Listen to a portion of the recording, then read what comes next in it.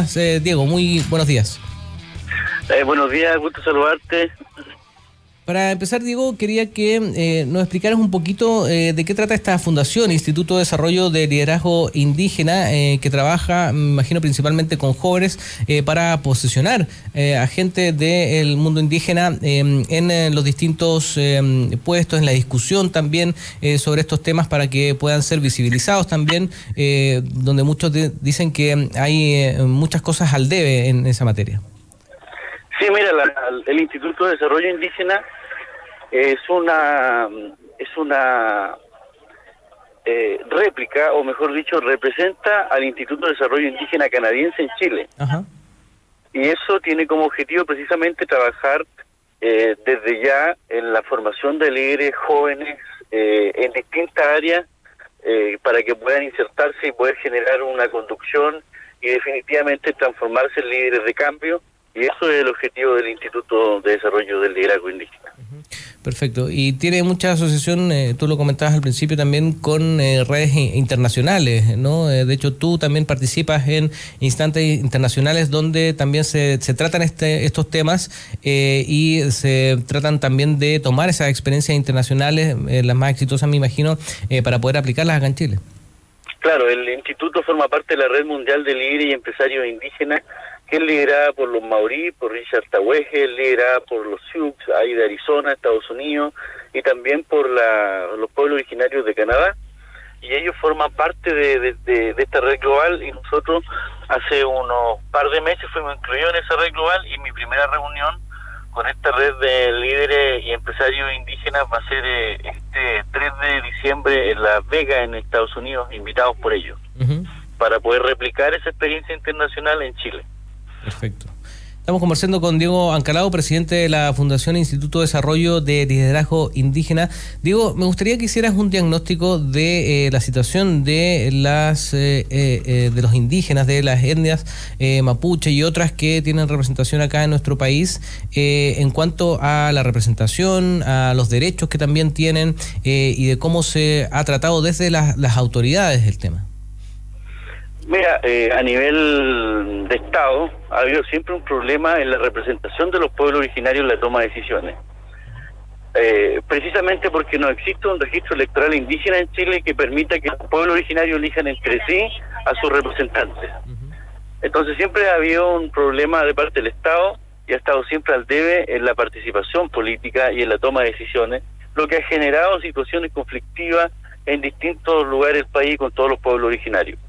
Ahora, con la pregunta que tú me haces con relación a la cantidad hoy día o a la representación de personas mapuche, o en el caso de la profesora de Educación Física Proboste, que pertenece ahí en Copiapó a un pueblo originario, es un avance de que estemos representados por Huenchumilla, por la Ana Nuyau del sur, y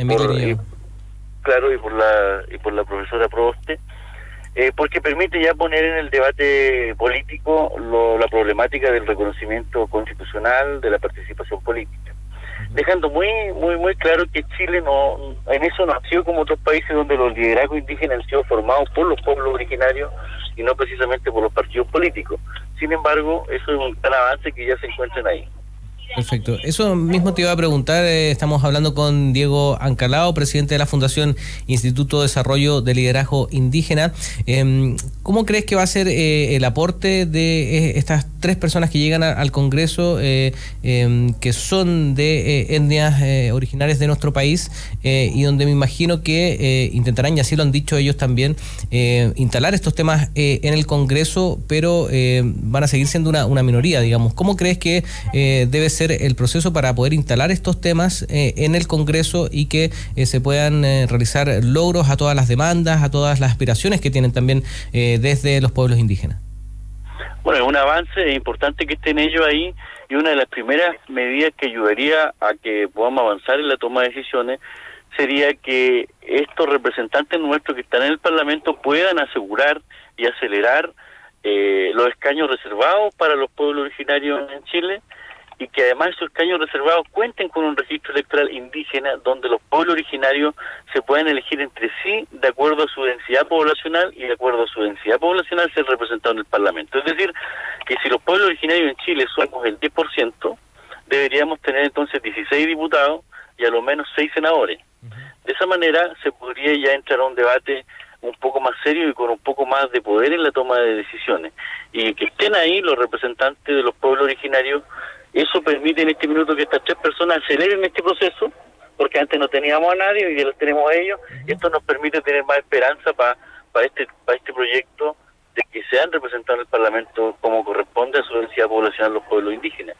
Y ahí es muy importante destacar que debe crearse un registro electoral indígena, porque si no se crea, entonces las cuotas de representación parlamentaria indígena van a pasar a ser cuotas de partidos políticos.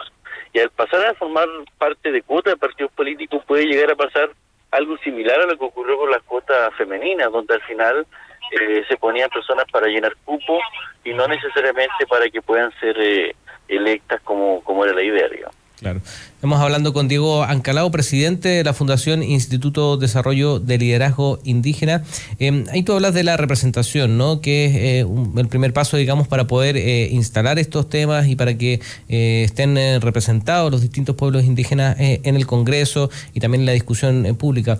Pero, ¿cuáles son los puntos que, a tu juicio, deben ponerse énfasis, no solo en el Congreso, sino que a nivel de discusión como país, para avanzar en estos temas, tomando en cuenta que durante la última campaña el tema indígena se limitó, según lo que yo pienso, a el conflicto que hay en la Araucanía, ¿no? Y cómo tomar medidas, digamos, para arreglar ese problema puntual, pero va mucho más allá de eso.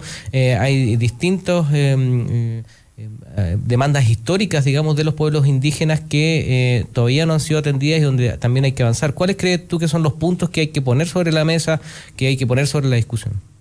Mira, lo primero es que haya un reconocimiento constitucional y que el Estado de Chile se reconozca como un Estado plurinacional, es decir, que dentro de un mismo Estado hay distintas naciones.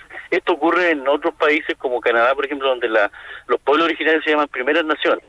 Entonces, Chile tiene que reconocerse como plurinacional y que tiene las primeras naciones y que tiene, digamos, esa condición plurinacional. Eso es muy importante. Lo segundo es que además de eso haya participación política y reconocimiento de derechos políticos, pero derechos colectivos, derechos como pueblo. Y estos derechos colectivos como pueblo tienen que incorporar el derecho que corresponde a las personas, a su territorio, a sus recursos naturales y también al derecho al desarrollo económico. Y en eso Chile está totalmente al debe porque hace 30 años ya en Nueva Zelanda se reconoció los derechos colectivos económicos, culturales, educacionales y políticos del pueblo maorí. Y en eso estamos muy retrasados. Otra de las medidas también que es muy importante es que debe crearse un estatuto de participación política del pueblo mapuche.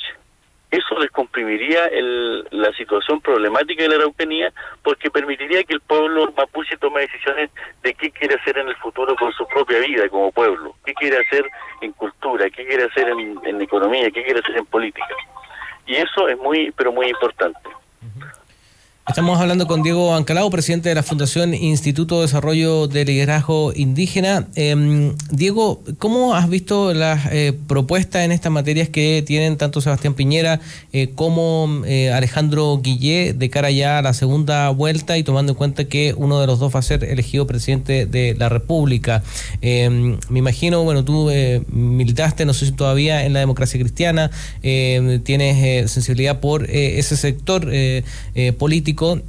Pero en materia de propuestas o la discusión que se ha dado en lo que has visto de la campaña de la primera vuelta, ¿qué rescatas o qué ves al debe en torno a las propuestas de los candidatos en esta materia? Mira, con relación en primer lugar a lo de Guillé, aquí hay una cuestión que es perfectamente clara. Lo que Guillé plantea son las necesidades y los requerimientos que el pueblo mapuche y los pueblos originarios vienen pidiendo hace mucho tiempo y que ha sido parte desde la firma del convenio de Imperial con Patricio Aylwin y que tiene que ver necesariamente con lo que ya hemos conversado, con reconocimiento constitucional, participación política, devolución de tierra y territorio. Y uno de los puntos que agrega Guillé es que él quiere mejorar el fondo de tierra de la CONADI para comprar tierra, digamos. Pero sin embargo ahí se queda un poco corto, Guille, porque lo que se necesita es un poco más allá. Ya hemos reconocido que la compra de tierra de la CONADI no ha sido una solución viable, sino que ha sido parte del problema hoy día. Pero todo el resto de las medidas que plantea Guille está bastante claro, es bastante fuerte. Falta profundizar un poco más allá en qué consiste la participación política que él manifiesta, si es que eso incorpora un registro electoral indígena, si es que está hablando de un reconocimiento constitucional como Estado plurinacional. Entonces, ¿de qué medida lo plantea? Eso es con relación a Guille. Con relación a Piñera insiste en su medida y su visión represiva frente a la situación de derechos colectivos del pueblo mapuche, dando a entender en su propuesta que él dice que va a profundizar el Estado de Derecho, que va a hacer que el Estado de Derecho rija. Entonces ahí hay que decirle a Piñera lo siguiente, porque el artículo 5 de la propia Constitución que hicieron ellos en la dictadura dice que son parte del Estado de Derecho los convenios internacionales vigentes. Y hay convenios internacionales vigentes que el Estado ha tenido, como el convenio 169, como los derechos, el pacto, digamos, de San José, y también la Convención de los Derechos Indígenas de los Pueblos Originarios que tiene las Naciones Unidas, donde el artículo 20 dice que cuando no son devueltos los recursos naturales a los pueblos originarios deben ser compensados. Entonces, si se va a hablar de Estado de Derecho, se tiene que incorporar el derecho internacional para los pueblos originarios, y no necesariamente como lo quiere hacer entender Piñera, desde una mirada netamente represiva. Él habla de Estado de Derecho haciendo entender que va a militarizar la Araucanía más de lo que ya está. En consecuencia, que la situación mapuche puntual no se resuelve con más carabineros, no se resuelve con más fiscales especializados para procesar mapuche, no se resuelve, ya no se ha resuelto en estos 130 y tantos años que el Estado ha tratado de manera represiva la situación mapuche. No se resuelve con estas soluciones, se resuelve con reconocimiento de derechos colectivos y con aplicar el Estado de Derecho siempre y cuando sea igual para todos, y eso incorpora los pactos y convenios internacionales. ¿Y qué opinas de que Sebastián Piñera haya incorporado su campaña y haya pedido el apoyo de José Antonio Kast, que es un candidato que hemos visto las propuestas que tuvo en relación a este tema en específico en la Araucanía, donde incluso tenía ideas o propuestas más radicales que las de Sebastián Piñera en torno a militarizar la zona, en torno a endurecer la ley antiterrorista incluso, donde llamó no solamente a la Araucanía, sino que en general a que la gente se armara también para defenderse. ¿Cómo ves esas posturas que podría tomar Sebastián Piñera también en un hipotético nueva administración? Mira, lo que pasa es que José Antonio Kast ha demostrado que su visión respecto al tema es bastante represivo. Sin embargo, esa posición de la derecha de infundir miedo y transformar todo esto en un problema de seguridad pública, eso ha dado resultado porque ellos han capitalizado eso electoralmente. Pero si se tomara en serio, como lo plantea José Antonio Kast, y eso lo tomara en consideración Piñera, eso sería un retroceso brutal, porque estaríamos hablando de medidas propuestas por Vicuña Maquena en el año 1800 y tanto para la pacificación de la Araucanía, en la cual, con esa misma mirada represiva, fueron a eliminar al pueblo mapuche. Y esa solución es tan burda como pensar que el problema de pobreza se soluciona eliminando a los pobres. No se soluciona el problema mapuche eliminando al pueblo mapuche legalmente, judicialmente y todo eso. Entonces sería un retroceso, y la visión de José Antonio Kast es bastante, pero bastante similar a la visión de la raza pura que planteaba Hitler, donde legalmente ellos querían eliminar a otras etnias. Estamos hablando con Diego Ancalao, presidente de la Fundación Instituto de Desarrollo y Liderazgo Indígena, conversando sobre las propuestas que tienen los candidatos en los temas indígenas y también las propuestas que podrían llegar o las que piensan que se deben potenciar en el Congreso, ahora que tenemos al menos 3 representantes de etnias indígenas acá en el Congreso. Diego, a nivel internacional, tú que has participado en distintos foros, que estás permanentemente también también en contacto con agrupaciones indígenas también de otros países. ¿Cómo se ve la situación desde afuera en Chile? Y también, ¿qué modelo a tu juicio deberíamos seguir como ejemplo, tomando en cuenta que hay ejemplos exitosos aquí mismo en Latinoamérica? Mira, a nivel internacional, tanto desde los pueblos originarios de América Latina, como ocurre en Ecuador, como ocurre en Colombia, como ocurre en Venezuela incluso, pero también a nivel de Nueva Zelanda, estuvo acá en Chile el representante del pueblo maorí hace un par de meses, y él nos contaba a nosotros que al llegar acá, él puede apreciar que la situación mapuche en Chile es como era la situación maorí hace 60 años atrás en Nueva Zelanda.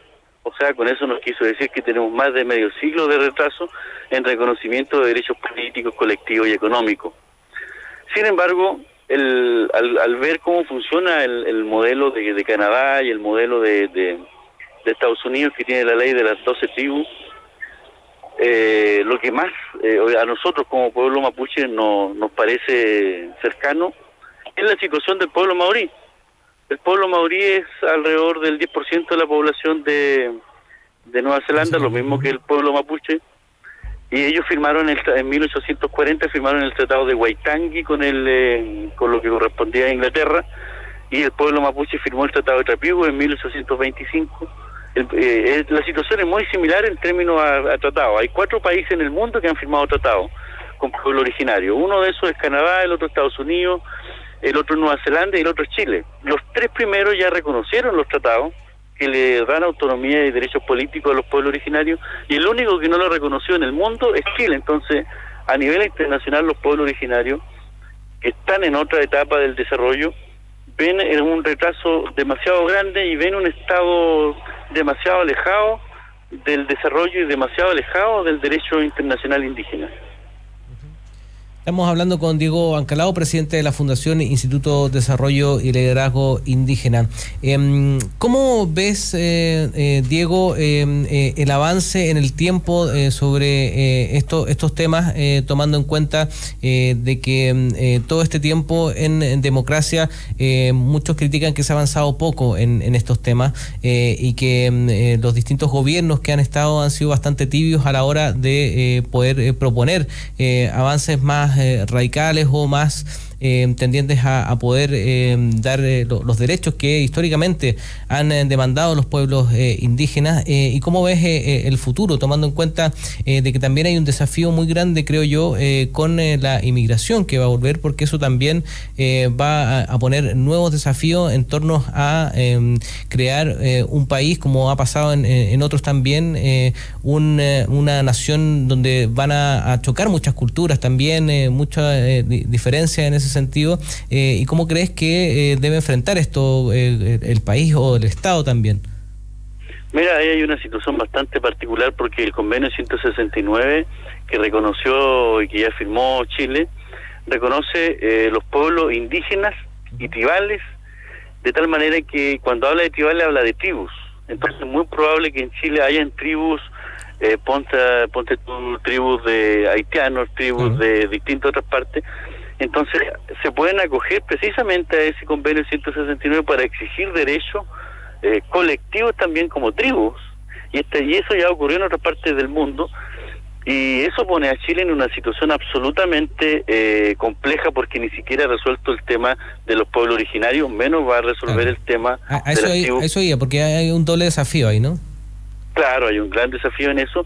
Entonces ahí hay un tema que hay que abordar con mucha tranquilidad y hay que abordarlo, digamos, desde medidas políticas en serio, no a nivel de parches como se viene haciendo durante toda esta época. Y precisamente esa es la preocupación hoy día, como tú planteabas, que si en democracia no se ha resuelto esto, ¿cómo se ve a futuro?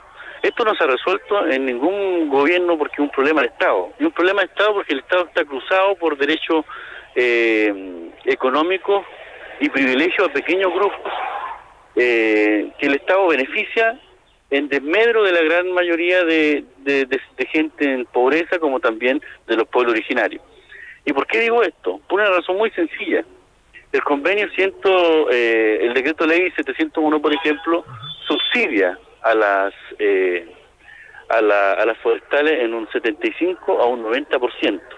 Las empresas forestales en Chile, Mininco y Arauco, la grande empresa de Angelini Mate, son dueños de 3 millones de hectáreas en Chile. 3 millones de hectáreas. Todo el pueblo mapuche del Biobío al sur tiene 900.000 hectáreas. O sea, 2 familias tienen 3 veces más territorio que todo el pueblo mapuche desde el Biobío al sur.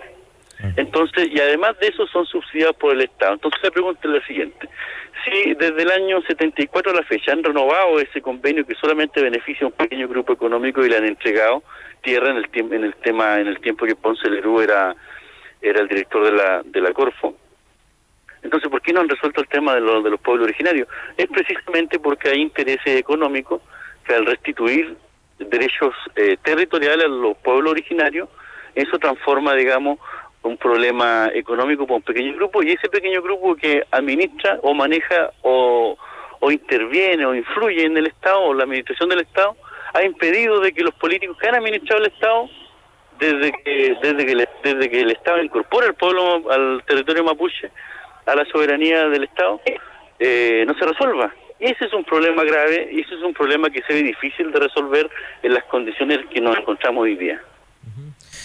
Perfecto. Diego Ancalao, presidente de la Fundación Instituto de Desarrollo de Liderazgo Indígena, dando cuenta de los desafíos que tenemos como país, como Estado, en los temas indígenas, de cara también a la discusión que se da en torno a los candidatos presidenciales de cara a la segunda vuelta, donde tenemos 2 opciones y donde también se quieren instalar estos temas desde el Congreso, esta vez con al menos 3 representantes que van a estar en el próximo Parlamento para poder también discutir sobre estos temas. Te agradecemos, Diego Ancalao, por esta conversación aquí en Combinación Clave. Gracias a ustedes por la llamada, gracias a ustedes por la entrevista y un saludo a todos. Son las 8:27, estamos haciendo Combinación Clave. Recuerda que tenemos encuesta, si la podemos mostrar acá. ¿Qué te parece la incorporación de Manuel José Osandón a la campaña de Sebastián Piñera con el hashtag Combinación Clave? Puedes opinar, incluso si tú entras en la encuesta, puedes dejar tu comentario y también votar. Van 45 votos, 16% dice que será un gran aporte, que es una de las alternativas, el 42% dice que será fuego amigo y el 42% dice no suma ni daña. 45 votos hasta el momento. Vamos a dejar esta encuesta durante todo el programa para que puedas comentar y para que puedas votar también.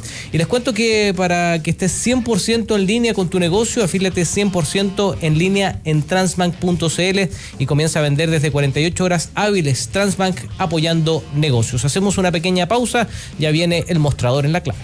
En Combinación Clave, escuchamos a la ciudadanía. 92.9 y radiolaclave.cl. Una mujer sin estereotipos es una mujer estampa. Y ahora en la 92.9 tienen su espacio, Stampa Magazine, en La Clave. Sábados de 10 a 11 de la mañana. Datos, entrevistas, sexualidad,